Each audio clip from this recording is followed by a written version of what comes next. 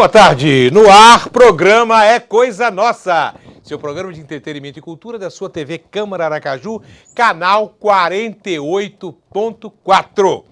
Hoje não é terça, hoje é quinta. Mais uma vez eu errei. Hoje uma quinta-feira abençoadíssima. Bem, gente, e a gente procura... É porque eu tô com o script errado. Faz parte, coisas minhas. A gente sai garimpando melhor. E eu sempre digo o seguinte, a direção divina é fundamental. E às vezes a gente tem... eu tinha uma agenda que eu fiz com antecedência, em agosto.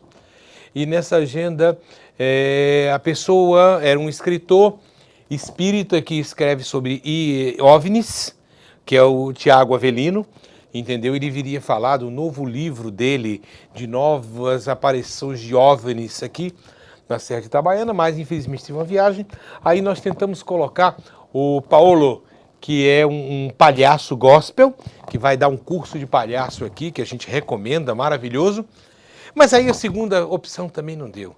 E aí quando toca o zap, meu amigo, meu irmão, aquele cara que eu amo de montão, Almir Santana. E aí Almir me dá uma sugestão de pauta, imediatamente eu liguei e aí a gente conseguiu ajustar e é com muita honra que eu trago aos nossos estúdios. Ele é cirurgião bucomaxilar facial, Dr. Tadeu Roriz, que está lançando um livro, PhD da Odontologia. Boa tarde, doutor. Boa tarde, Valadão. Eu não tive tempo de conversar com o senhor. O nosso canal, ele tem uma limitação. Aqui é o Poder Legislativo, é uma TV institucional, então eu não posso falar em marcas. Vamos dizer que é a livraria de um shopping, sim, certo? O resto pode falar tudo. Ok. Tá? Então, você veja bem, PhD num país que todo mundo é doutor. Entendeu? Então, quando eu vi esse nome, eu digo, é oportuno. PhD. O que é PhD? O PhD é o Philosophy Doctor, é o doutorado. É o doutorado. Isso. Então, PhD Odontologia. Aí foi um trocadilho que nós fizemos, PhD do P de periodontia, que seria a especialidade odontológica que trata da parte gengival, da parte periodontal, o H de hospitalar e o D de deficiência, que são minhas áreas de atuação.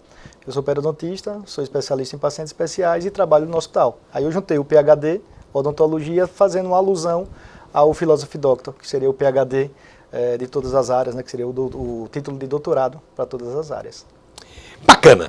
A evolução da odontologia, ela é clara. Antigamente o cara tirava dente com tapa, amarrava uma linha e puxava. E eu quero lhe pedir perdão, porque eu morei há 40 anos atrás num bairro e as crianças todas tinham muito medo de dentista. E eu fiz uma forma de arrancar o dente das crianças. Eu amarrava um fio dental e trocava o dente por um chocolate. Ao ponto do posto de saúde foi conversar comigo, porque eu digo que as crianças estão todas com os dentes tortos. Não existe uma forma de que se aglutine para que se leve papai e mamãe para o atendimento da saúde bucal nos postos de saúde. Como isso era falho, então eu fiz com que algumas crianças tenham sorrisos lindos. Tá? De uma forma errada, eu peço perdão. Mas não é errado, a ludicidade hoje é a maior sucesso que tem na odontologia, a parte lúdica, né? Então o que o senhor fez aí foi uma parte lúdica, embora que aquele chocolate não fosse prejudicial porque era um momento único, obviamente não prejudicou nenhuma criança, mas a ludicidade que a criança teve naquele momento, eu acredito que tenha deixado todas elas muito felizes. Doutor, vamos começar pelo começo. Ao ponto que a solução mais barata era uma extração. E aí a própria Organização Mundial de Saúde faz recomendações e os governos dos países tomam posições para fazerem campanhas para que se evite a extração. E aí começa a aparelhar postos de saúde com gabinetes dentários. É um foco, tá? Depois vamos complementar o estrago que tinha sido feito nos anos 70, 70 e 80 com extrações, tá? Que poderiam ter sido evitadas Porque o caro na época era fazer o canal. Ninguém podia fazer, que era muito caro. Então aí você começa a ter as pontes móveis, pontes fixas. Hoje se fala em implantes, se fala até na tecnologia de lente de contato para dente. Sim. Mas não é esse o foco. O que a gente nota, doutor, é que nos últimos 10 ou 12 anos houve um incentivo indiscriminado ao uso do aparelho. Uso de aparelho, você vê que toda pessoa queria sorrir com o aparelho. Mas o que a gente nota é que muita gente hoje tem a cicatriz do aparelho nos dentes. E aí? Então, o que acontece na época, o que acontecia na época dos nossos pais, nossos avós, né, era justamente isso. A odontologia era uma odontologia mutilativa. Não tinha a parte preventiva, não tinha o tratamento de endodontia, que seria o canal, não tinha a restauração. E aí, os pacientes antigos, né, de 70, 80 anos, sofreram muito com isso, porque qualquer cárie, qualquer problema gengival que tinha, a recomendação era extração dentária. Mas, graças a Deus, há muitos anos, isso aí já é um passado distante. Né? Hoje em dia, nós trabalhamos muito com a parte preventiva dentro da odontologia, evitando que aconteça a doença. Acontecendo a doença, nós temos vários níveis de resolutividade, seja pública ou privada. Na pública, por exemplo, aqui no estado de Sergipe, nós temos 7 CELs estaduais. Então, ficou, além dos programas de saúde da família, que seriam a rede primária, então terminou ficando acessível à população, mesmo sem a pessoa ter condições financeiras, ficou acessível, tratar o canal. Os postos de saúde. Os postos de saúde, a cirurgia de dente incluso. Então, infelizmente, ainda em Sergipe nós não temos ainda a ortodontia ou implantodontia, mas no Brasil já existe centro de especialidades odontológicas, por exemplo, que vão além daquelas especialidades básicas e lançaram a ortodontia como foco público, né? Embora aqui ainda tenha a parte de prótese, né, do céu de propriar mesmo, tem a parte protética dentro do serviço público. Então, mudou muito da época dos nossos avós, nossos pais, para agora. A odontologia tem evoluído bastante, como o senhor colocou aí, de forma muito... No passado, a prótese dentária era moeda eleitoral. O cara pagava um protético para poder fazer as pererecas da galera e trocar por voto. E às vezes nem moldava, nem era individual, era o que encaixava e levava. Era o que encaixava, fazia pronto. Quando morria também tirava e aproveitava. É um passado distante, graças a Deus. Doutor, a gente já viu a sua pegada, professor, e quando o Almir me recomendou que pudesse trazê-lo, ele me falou de uma coisa muito própria, um assunto que é pouco comentado. Na realidade, viu, João, fecha aqui, eu gostaria de falar aqui. Uma grande dúvida que todo mundo tem. ISTs e DSTs podem chegar por via oral? Pode-se contrair uma doença sexualmente transmissível pela boca? Sim ou não, doutor? Sim, com certeza. É um problema de saúde pública hoje, a transmissão de doenças sexualmente transmissíveis, né, infecções sexualmente transmissíveis. E esse tema também está, junto com a coautoria do Dr. Almir Santana, que é uma pessoa que todo sergipano idolatra, até uma pessoa que fez um papel muito importante e faz um papel muito importante dentro da saúde pública do estado de Sergipe. E está dentro do nosso capítulo do livro, falando sobre isso, porque nos hospitais nós pegamos esses tipos de infecções que fogem um pouco da rotina do consultório odontológico e aí termina caindo lá no hospital. Então essas DSTs e ISTs podem ser transmitidas assim. A pessoa só procura o hospital quando tem uma infecção ou uma DST, muitas vezes até um câncer. Sim. O senhor teria já um apanhado dentro, vamos dizer, de classes sociais ou faixa etária de como é esse comportamento? Então, não existem mais faixas etárias, grupos de riscos. Hoje, todo grupo é de risco. Inclusive, por exemplo, uma criança que chega no consultório, nós temos que tratar como se estivesse atendendo um paciente com algum potencial risco de transmissão de infecção. Por quê? Porque ela pode ter recebido a transmissão da doença via a mãe durante o parto. Então, hoje nós não trabalhamos mais com o grupo de risco. Nós tratamos todos os pacientes como se todos eles estivessem dentro de um risco considerável. É isso que nós realizamos hoje. Nós sabemos que tem doenças tipo, por exemplo, a famosa gonorreia. Essa pode ser transmitida no parto e vai atingir a visão, podendo levar à cegueira. Mas como uma doença na boca pode chegar a uma criança pelo parto? Então, na odontologia sistêmica que nós avaliamos hoje, para você ter ideia, um paciente que tem diabetes, que tem um problema gengival, essa diabetes, esse problema gengival pode alterar a glicemia do paciente. Então, cientificamente isso já está comprovado, porque a inflamação periodontal, as citocinas, elas vão e se alocam naquela região que a insulina e a glicose entraria na célula, e ela bloqueia, impede que aquela célula receba aquela insulina, deixando a glicemia ou a glicose livre no sangue, aumentando assim a glicemia. Dentro do parto, essas doenças gengivais podem causar parto prematuro e baixo peso ao nascer. Por exemplo, uma mãe que tem gengivite, doença gengival, doença periodontal, e que está gestante, ela tem uma maior chance de ter um parto prematuro e baixo peso ao nascer. Ou seja, nasceu o bebê abaixo de 37 semanas e abaixo de 2.500 gramas. Como é que isso é possível? Quando chega nos 9 meses, existe uma sirene, né, um alerta para o organismo fazer com que realizar o parto, né, naturalmente, com a elevação dos níveis de citocinas, prostaglandinas, substâncias químicas que sinalizam o momento ideal para aquele bebê nascer. Então, isso acontece aos 9 meses. Se nós temos citocinas de origem bucal, né, periodontal, que pegam corrente sanguínea e vão lá no líquido amniótico, o organismo acha que o bebê está na hora de nascer com aos 6 meses, 7 meses. Aí vai provocar expulsar a criança e a placenta antes da hora. Isso já está então, comprovado. Deveria toda mulher gestante, além do pré-natal ginecológico, ter também uma avaliação constante dentária. Vou além. O pré-natal seria, assim, maravilhoso, se tivesse odontologia já enquadrada em 100% das mulheres. Mas vou além. Antes até mesmo de engravidar, seria muito importante que se fizesse uma avaliação odontológica para tratar primeiro a doença gengival, para que se evite o nascimento de bebê prematuro e baixo peso ao nascer.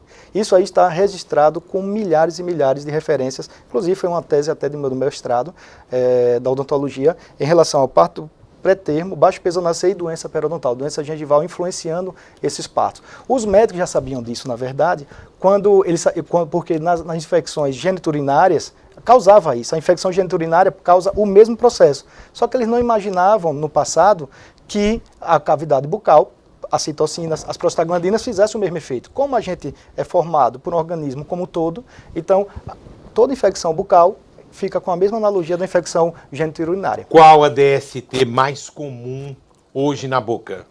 Então, nós temos alguns grupos de doenças sexualmente transmissíveis, né? Tem algumas doenças que ficam características que levam a suspeitar de outras. Por exemplo, um paciente que tem candidíase, que é o famoso sapinho, isso significa que tem uma baixa de resistência do organismo da pessoa, mas a pessoa pode ter, além dessa baixa de resistência dela, outras doenças associadas, por exemplo, como HIV. Então, tem outras como HPV, do mesmo jeito que tem um HPV na mulher que pode levar um câncer uterino, que já tem até vacinas para proteger as mulheres disso. Então, nós temos também o HPV da cavidade bucal. A saburra, que é a língua branca.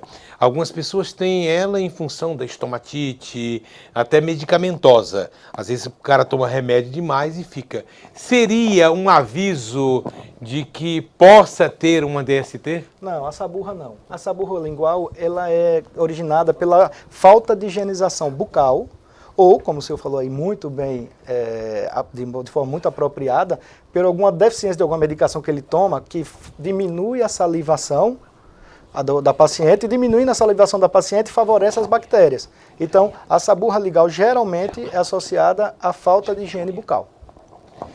Ok, entendeu? Moema linda, dá uma chegada aqui.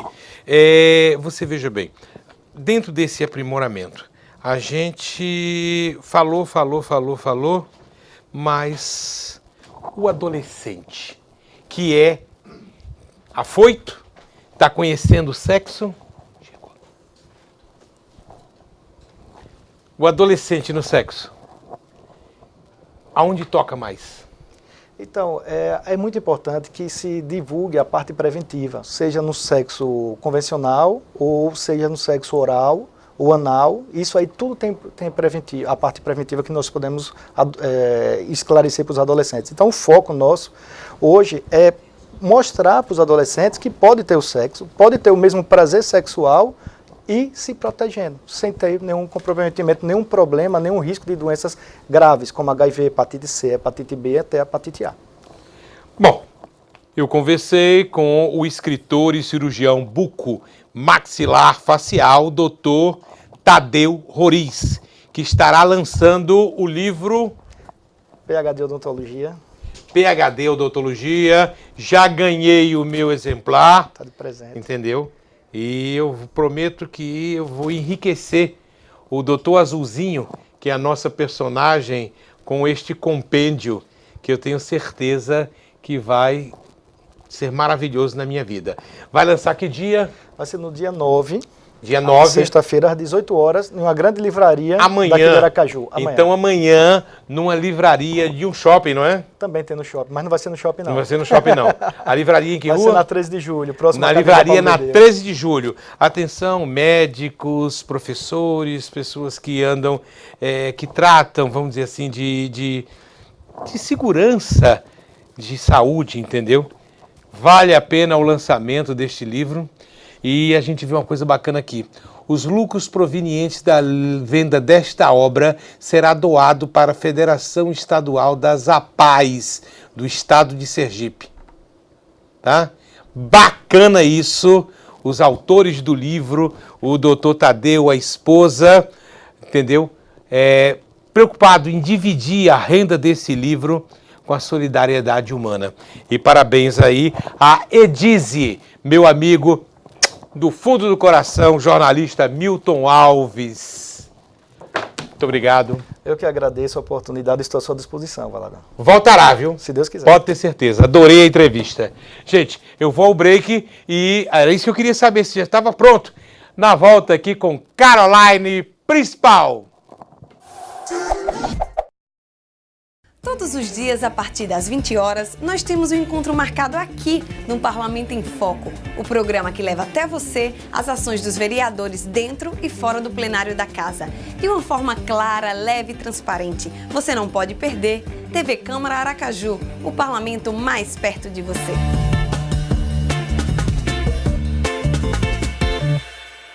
Amigo e amiga, eu sou o Padre Marcelo Conceição e quero convidar você para acompanhar o programa Palavra de Vida, apresentado na TV Câmara Aracaju todos os domingos em 2 horários, às 8 e às 4 da tarde, abordando a liturgia dominical, objetivando fomentar o anúncio de Jesus. Aguardo você!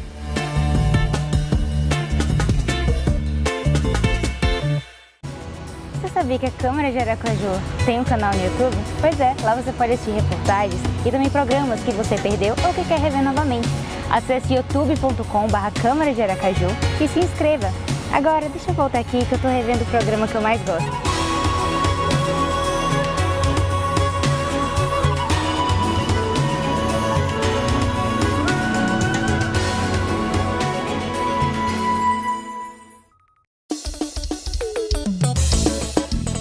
Velha guarda ou novinha,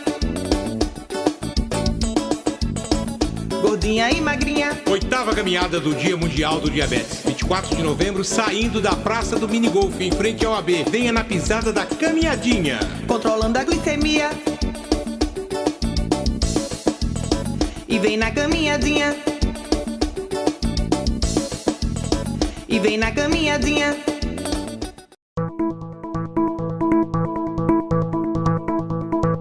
Você sabe o que é e como é composta a mesa diretora na Câmara Municipal de Aracaju? Fique atento, pois no Minuto Parlamentar você tira essa e outras dúvidas. Fomos às ruas saber da opinião das pessoas. Vejam o que elas dizem. Não, Já ouviu falar? também não. Sei que há uma eleição, né? E aí é escolhido democraticamente, né? Escolhem o presidente e o presidente aciona os componentes que serão feitos, os ajudantes dele, né? Que na verdade secretários e etc. escolhido pelo presidente eleito. Eu entendo que seja assim. Fala sério, nem sei como começa nem como termina. Nunca ouviu falar? Nunca ouvi falar. Nesta edição do Minuto Parlamentar, vamos falar sobre a mesa diretora e sua composição.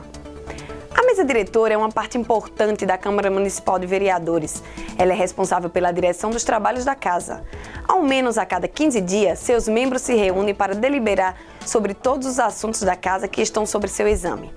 Na Câmara Municipal de Aracaju, as atribuições e a composição da mesa estão determinadas no regimento interno da Casa.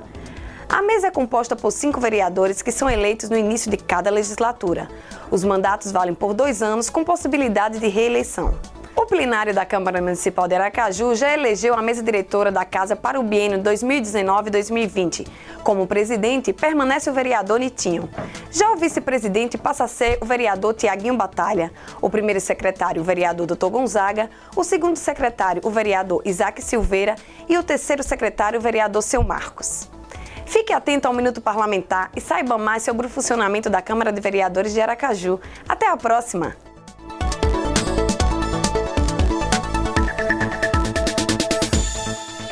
Todas as quartas, a partir das 8h30 da noite, nós iremos debater temas importantes que foram discutidos no plenário da Câmara Municipal de Aracaju. Não esqueça, o Pra Discutir vai ao ar às 8h30 da noite. Eu espero você!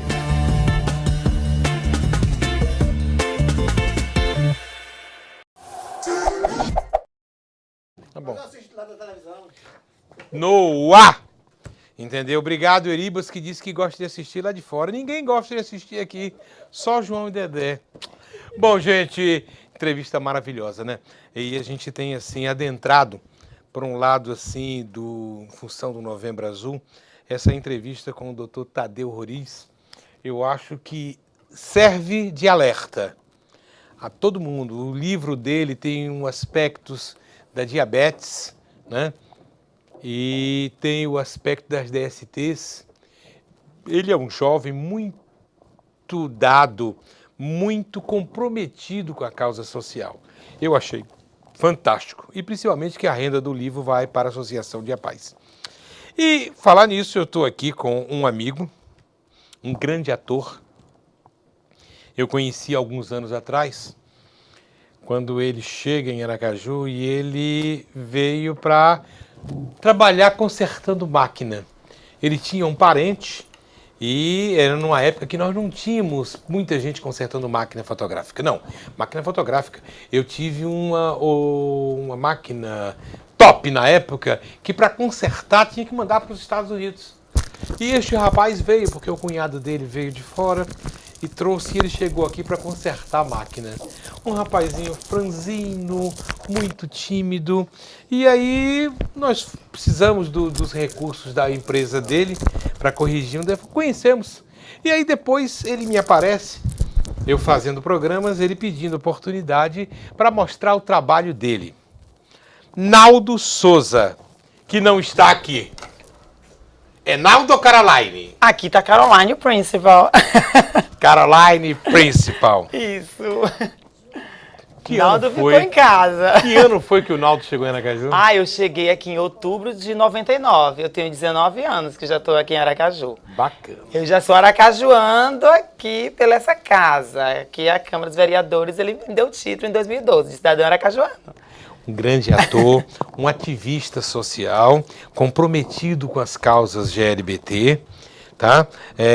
O Naldo, quanto Naldo, ele é um cara às vezes até muito tímido, meio introspecto, mas ele faz um trabalho social na realidade.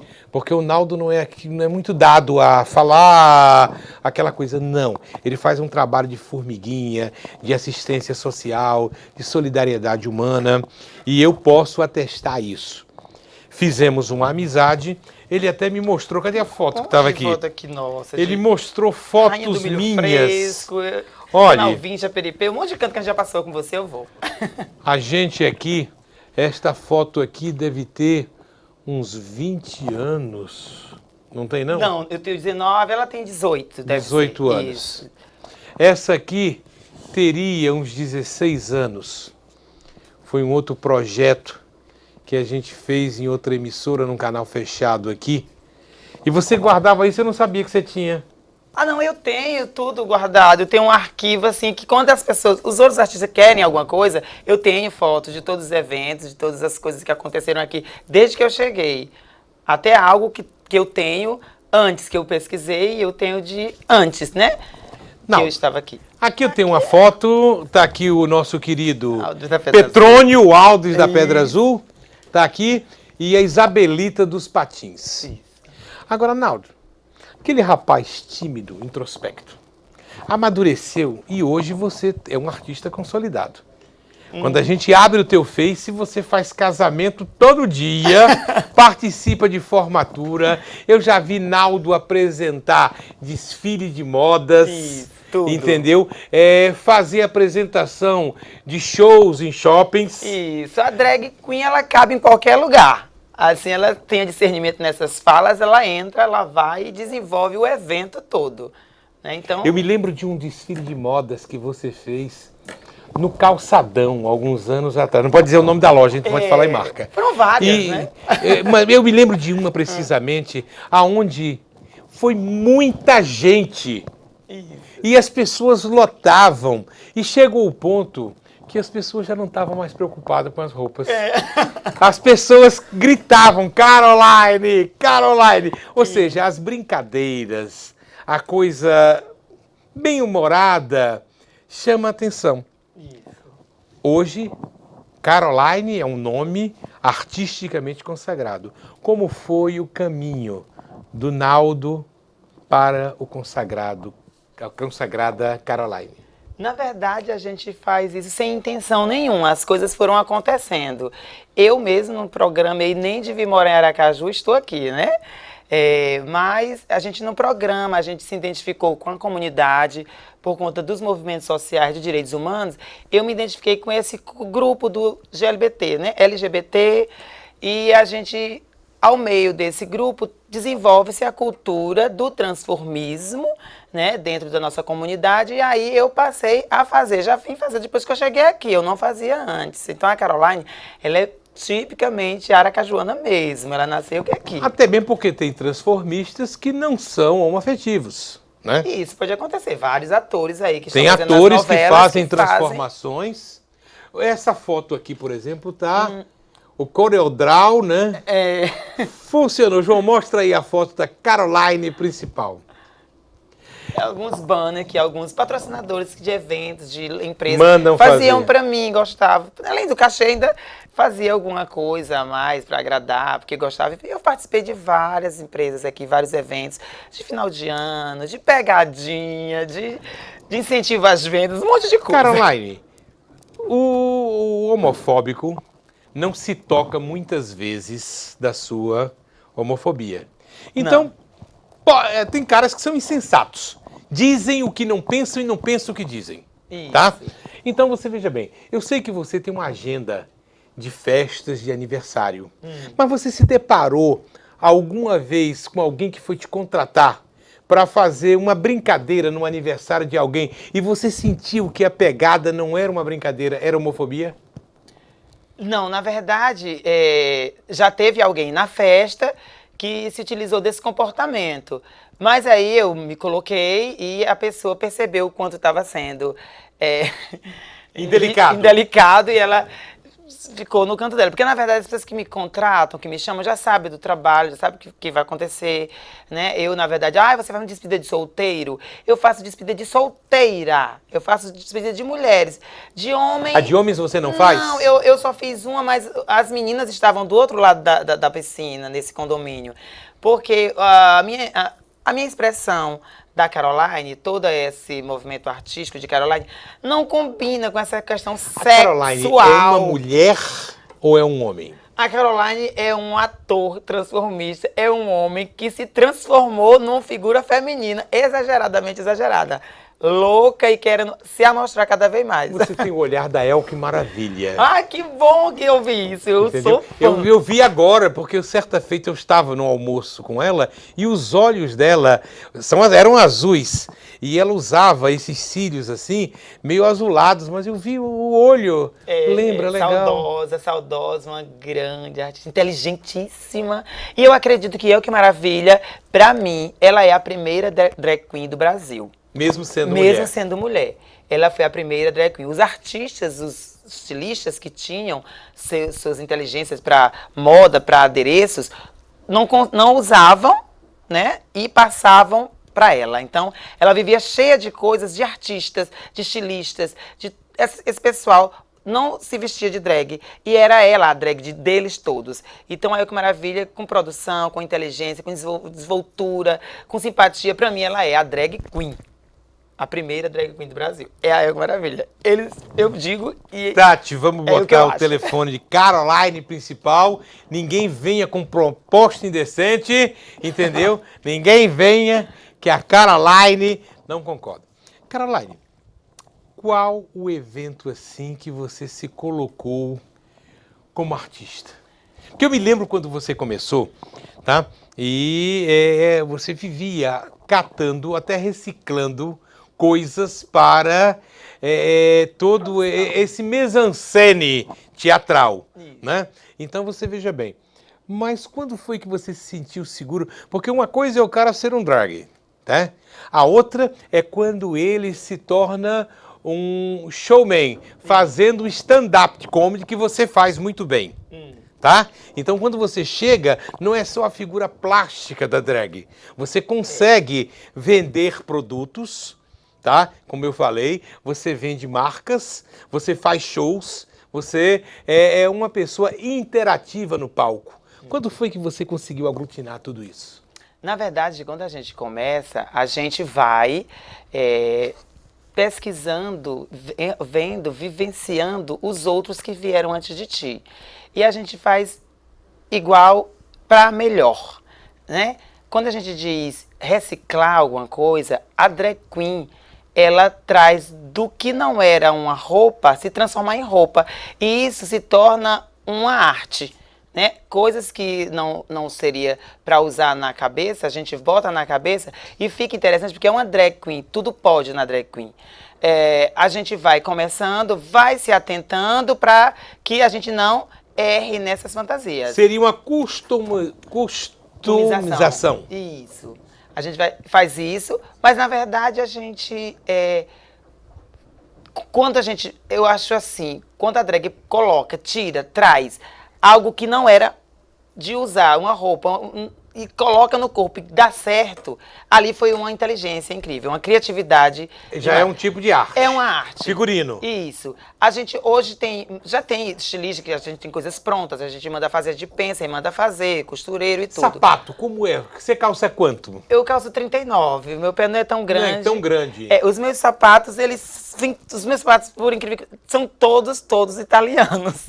Porque eu ganho, eu nunca paguei nenhum. Todos. Eu tenho sapatos que eu não usei. Como assim? O pessoal vai para a Europa e traz o sapato e lhe dá. Usa lá e não tem coragem de usar aqui. Na verdade, esse aqui eu customizei. Ele é um salto italiano, mas ele era branco só. E eu quis que ele ficasse mais drag. Mostra aí. Eu coloquei ele com brilhos, né? Então eu tive que colocar um adereço. Outra arte. Isso, em cima do salto italiano. Na verdade, eu tenho esses saltos, as minhas amigas... Quantos pares de sapato você tem?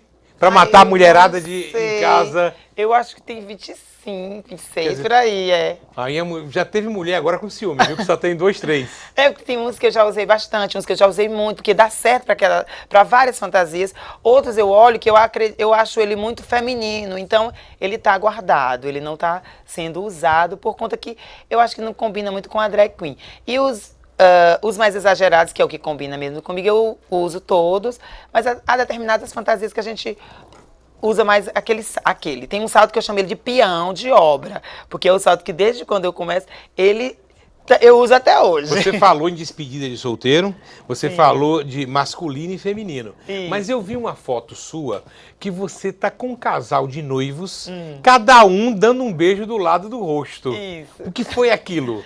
É que, na verdade, a gente agrada muito, a gente sorri, a gente traz sorrisos, a gente leva... alegria. É alegria. Então, esse afeto, essa afetividade que a gente joga, a gente recebe de volta. Esse carinho, né? Desse cliente que às vezes se torna um amigo. Nem que seja para o dia a dia, mas que a gente chega na frente ou tem outra festa ou indica, a gente se encontra. Então, tem muito disso, desse carinho que a gente recebe, porque a gente também chega para dar toda essa alegria, esse carinho também, né, para os clientes. Mas comecei mesmo assim, as festas mais grandiosas foram depois do centro, que eu fiz muitas lojas, lançamentos de loja, desfiles, foram me vendo. Naquele tempo não tinha uma rede social muito quente, né? Era uma informação um do outro, né? Então as pessoas passavam o telefone, os cerimonialistas, os profissionais que fazem festas, né? Decoradores, Todo mundo tem o contato de Caroline aí principal. todo mundo passava, não tinha essa coisa de... Não tinha Face, não tinha Instagram. Que hoje, até um cafezinho para vender, você tem que estar lá, né? Então eu não era por indicação. A minha indicação era interessante porque não tinha, assim, eu mostrava só numa foto na internet. Eu estava sempre mostrando o serviço pronto, já na festa. Quando contratava, já sabia o que ia ter. Bacana, gente. Com muita honra que a gente traz o ator Naldo Souza, tá? Amado por todo o estado de Sergipe, conhecido no Brasil inteiro como Caroline Principal. Obrigado, Caroline. Deus abençoe. Eu vou ao break e volto já já com o maestro da Orquestra Sinfônica. Ele é bom demais. Vamos conversar sobre saúde? Todas as quartas, às 6h30 temos um encontro marcado no programa Saúde Ativa. Falaremos sobre atividade física, nutrição, estética, ou seja, tudo o que você precisa saber para viver com mais qualidade. Então anota aí para não esquecer. Programa Saúde Ativa, quarta, 6h30, com reprise às segundas, aqui na sua TV Câmara Aracaju. Até lá!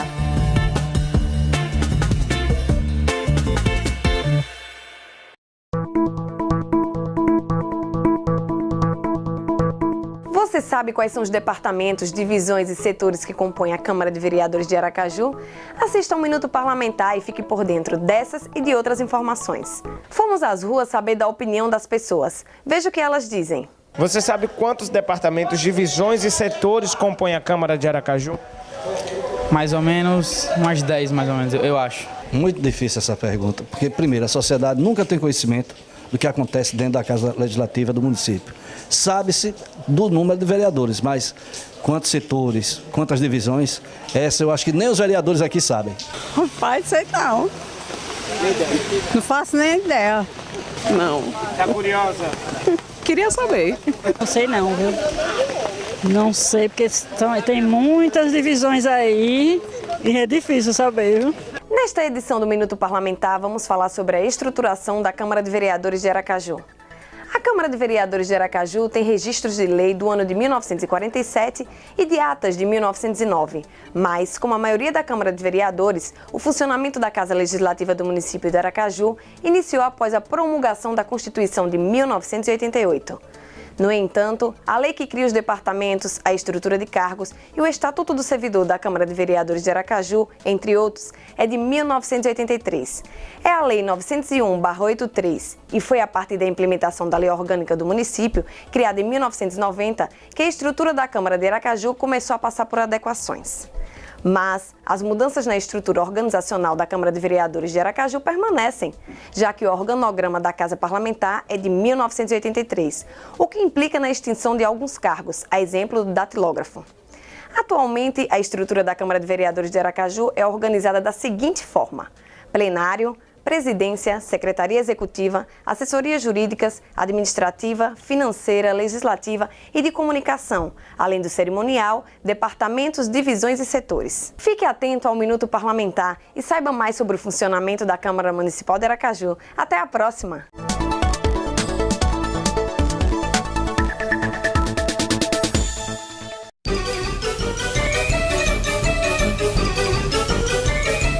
Lançar um novo CD virou moda. Eita redundância feia. Lance, criatura, um CD. Lance outro CD. É a mesma coisa que criar novas ideias, que estão criando novas ideias. Já viu se criar coisa velha? Crie ideias, construa mais casas. Por exemplo, crie ideia da importância do respeito e não muda a língua portuguesa. Você sabia que a Câmara de Aracaju tem um canal no YouTube? Pois é, lá você pode assistir reportagens e também programas que você perdeu ou que quer rever novamente. Acesse youtube.com/Câmara de Aracaju e se inscreva. Agora, deixa eu voltar aqui que eu tô revendo o programa que eu mais gosto.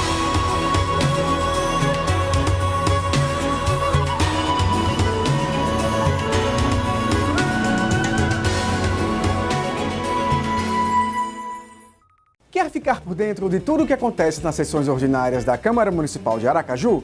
Então fique ligado no plenário, todas as terças, quartas e quintas, a partir das 9 horas. Eu espero você!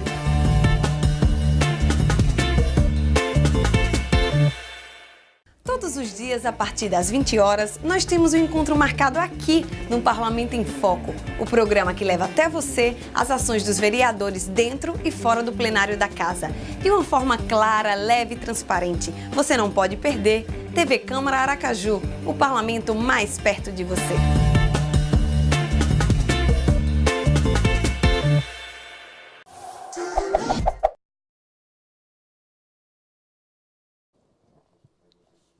Tá, estamos de volta, maravilha!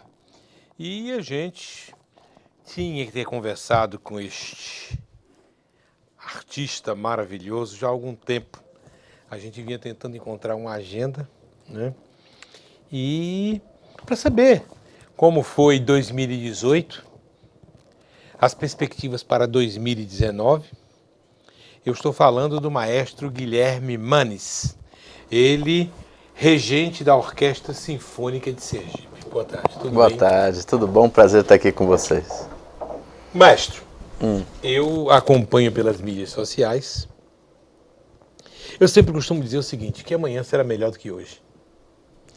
E eu vi uma quantidade de eventos que a orquestra participou esse ano, que vou te dizer... Eu cheguei a questionar de onde é que estão conseguindo tanto público. E eu vi as fotos casa cheia. Sempre. Quantas apresentações da Orquestra Sinfônica teve este ano? Então, nossa Orquestra Sinfônica anualmente faz cerca de 40 apresentações. Acho que é um bom número, é um número grande. Grande de apresentações, né? Um grupo profissional do Governo do Estado de Sergipe. E, assim, repertórios mensais são dois concertos, né? Tínhamos normalmente um no Teatro Tobias Barreto, outro no Ateneu, ou dois do Teatro Tobias Barreto. Tivemos a boa notícia esse ano da reforma do Teatro Tobias Barreto, né? Que desde agosto, mais ou menos, ele parou para a reforma. Estão sendo trocados todos os carpetes e tal, as poltronas, o que era um problema, né, aquelas poltronas do Tobias Barreto. O próprio teatro, quando foi concebido, ele foi concebido para acomodar a orquestra. A quantidade de salas, eu me lembro que quando eu fui ainda estavam construindo, e eu perguntei por que tantas salas? Porque eu não conheço teatros de outros estados. Mas eu quero crer que deva ser um dos maiores do Brasil. Não digo no número de cadeiras, eu digo no número de dependências. Também. Não. Cadeiras, realmente, como a sala é uma das maiores do Brasil. É uma sala linda. Aliás, eu sou de São Paulo, né? Estou aqui há 12 anos, vou fazer 13 agora. Mas quando eu fui pro Teatro Tobias Barreto, eu fiquei, assim, impressionado. Um teatro de respeito, um teatro muito bonito. Assim, o que tem são muitos camarins, mas o que esses camarins precisariam era ser adaptados para salas de orquestra, porque também não são. A própria sala de ensaio da orquestra que tem lá é muito pequenininha. Eu achei grande. Não, é pequenininha. Para uma orquestra de 60, 80 músicos, que é o que nós pretendemos, né? A nossa orquestra, para os moldes sinfônicos, ela é uma orquestra pequena, ela tem 55 músicos, uma orquestra com poucas cordas, que deveriam ter mais violinos, enfim, mais violas. Nos sopros nós temos assim quase que a orquestra completa, mas nas cordas ainda falta um efetivo importante para ela ter a sua plenitude artística, né? Mesmo assim, dessa forma, a gente trabalha com bastante amor, com bastante dignidade, fazendo muitos concertos e muitas apresentações. E colocamos sempre o norte de apresentar ao público 2 repertórios distintos por mês, no mínimo. E agora, com o teatro entrando em reforma? Aí o teatro entrou em reforma, nós estamos apresentando os mesmos 2 repertórios no Teatro Ateneu. Então a gente está seguindo são 800 lugares, quase 400 a menos. 800 lugares, mas nós levamos os nossos ensaios para o Centro de Criatividade. Hoje nós estamos ensaiando lá no auditório do Centro de Criatividade, inclusive eu vim agora do ensaio de lá. Nós temos um concerto agora no dia 15, um concerto bem bonito, que nós vamos fazer um concerto chamado Cantos de Liberdade, com uma peça do Camargo Guarnieri, um dos nossos principais compositores brasileiros, fez a Suíte Vila Rica, também uma grande sinfonia. Esses ensaios são assistidos? Podem ter a presença de pessoas? Pode. Como é que está? Porque você veja bem, a distância do Teatro Tobias Barreto é relevante. E o Centro de Criatividade é um núcleo cultural. Tanto que nos acolheu com tanto carinho, com tanto respeito, que nós vamos fazer o nosso grande concerto de encerramento da temporada lá na Concha do Centro de Criatividade. Então, a concha acústica do centro, um concerto. Aquela concha acústica, né? A gente vai ter que usar aquela concha acústica para a gente fazer o grande concerto de Natal. Até então era só o palco das quadrilhas, né? Mas você vê que tem algum pensamento também acústico ali. Tem, o rebater. Aí o que nós vamos fazer é colocar uma sonorização muito legal, vamos colocar a iluminação para fazer o grande concerto de Natal lá, com a participação do nosso coro sinfônico, nós que também temos um coro sinfônico importante, que é composto de cantores amadores, que regularmente também efetuam seus ensaios conosco. E esse coro tem feito muito bonito. Nós, por exemplo, esse ano fizemos essa questão das 2 programações, proporcionou ao público uma variedade muito grande de programações, porque a gente abarca desde repertórios sinfônicos tradicionais, passando por música brasileira, passando por música junina, inclusive, fazemos um concerto regional todo junho, um concerto bem especial, dedicado às festas, com compositores locais também, com arranjos de peças de compositores locais, e assim, concerto em homenagem à ópera, trouxemos um cantor, um tenor especial, temos cantores daqui também de música clássica, de música erudita, alguns programas que também trazem bastante público, também trazem novos públicos para a orquestra, como os concertos dedicados à música de cinema. Então tem sempre um mote Sim. para poder Sim. agregar e trazer um público cada vez maior. Sim, porque o universo é gigantesco, né? Então, se a gente ficar 40 temporadas, você faz 40 temporadas diferentes, cada hora com novas propostas, com novas... Feito uma temporada, o senhor me disse que faz 2 apresentações aqui, pode fazer fora ou não. Se precisasse repetir uma apresentação de um repertório ensaiado em janeiro, a orquestra está preparada? Tá, tem que ensaiar um pouquinho, né? É como toda uma peça de teatro, né? Então, que você... a priori, a nossa orquestra sinfônica tem hoje aproximadamente 12 repertórios tirados? Não, a gente, de peças de repertório da Sinfônica, nós temos, tipo, 40 repertórios. Porque isso, você pensa que só a minha presença aqui, eu estou com a orquestra há 12 anos.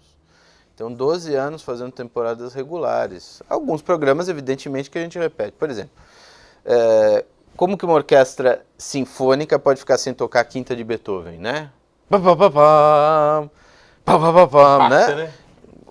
todo mundo quer ouvir a quinta de Beethoven, então regularmente você tem que colocar no repertório, você tem que colocar uma nona de Beethoven no repertório, você tem que colocar um Carmina Burana, você tem que colocar... O nosso Guarani é muito a usual? abertura do Guarani.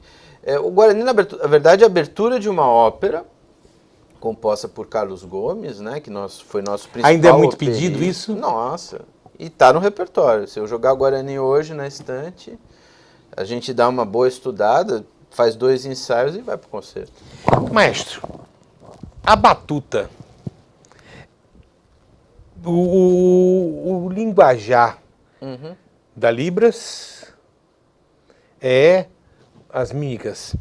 A leitura do Braille são os pontinhos. Que tipo de linguística a batuta fala? É uma comunicação... Você veja bem, é isso. Mas isso aqui, se eu for fazer lá na frente, ninguém vai entender nada. Então, na verdade, é um instrumento de comunicação não verbal muito apurado, completamente adaptado à música, né? Sobretudo tanto a música sinfônica quanto ao coro, que também é uma das minhas atividades. Eu trabalho também com 2 grupos na Universidade Federal. Até eu não estava podendo vir aqui porque eu ensaio o coro da Universidade Federal de Sergipe. E também... É universal esse linguajar? É universal. Um maestro, por exemplo, dos Estados Unidos. É universal. Se ele chegar aqui, botou a partitura na estante. Você sempre marca aqui o tempo. Isso é uma fórmula de compasso, ou compassos binários, ou ternários, ou quaternários. Você vai marcando esse tempo. E da forma com que você marca... Você mostra para o músico se aquela música é mais forte, é mais piano, ela é mais dura ou ela é mais delicada. Então, a tua comunicação não verbal vai transmitir uma série de informações para a orquestra e, a partir dessas informações, você vai ajudar aqueles músicos a terem entre si maior harmonia, né? Porque, na verdade, você não faz som algum. Quem faz o som, quem desenvolve toda a orquestra sinfônica são os músicos. Então, o maestro nada mais tem que ser ali do que um organizador do trabalho, uma pessoa que os inspira a tocar, que organiza muitos e muitos pensamentos. Se por acaso passar uma mosca ou um marimbondo, a alteração... Entendeu? De matar a mosca. Altera o que o cara tá fazendo lá no violino? Não. Eu acho que não.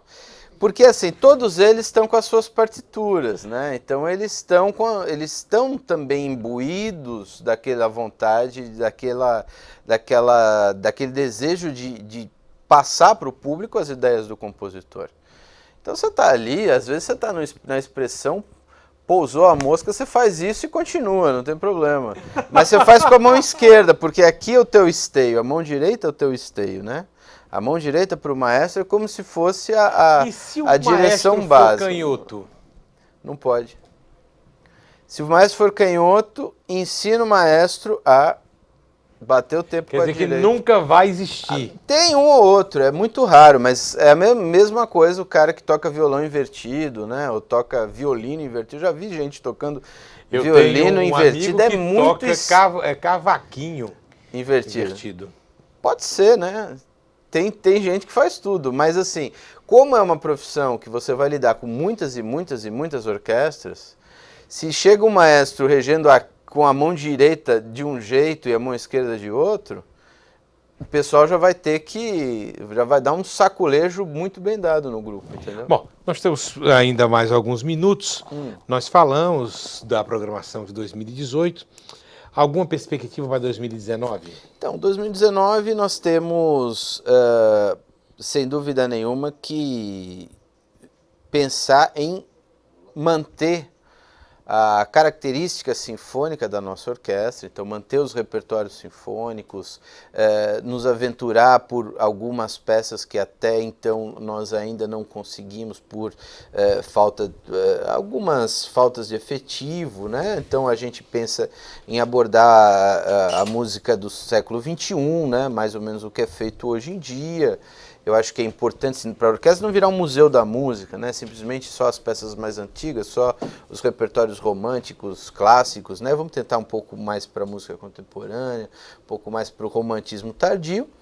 Sem dúvida nenhuma, manter os projetos que estão dando certo, uma vez que os teatros estão lotados, a gente tem tido esse feedback do nosso público, né? Eu tenho visto nas fotos. Nós precisamos voltar a ter convidados, eu acho importante que a orquestra não simplesmente faça os seus concertos, mas tenha convidados. Os convidados têm impactado muito. Eu vi uma moça cantando, acho que samba.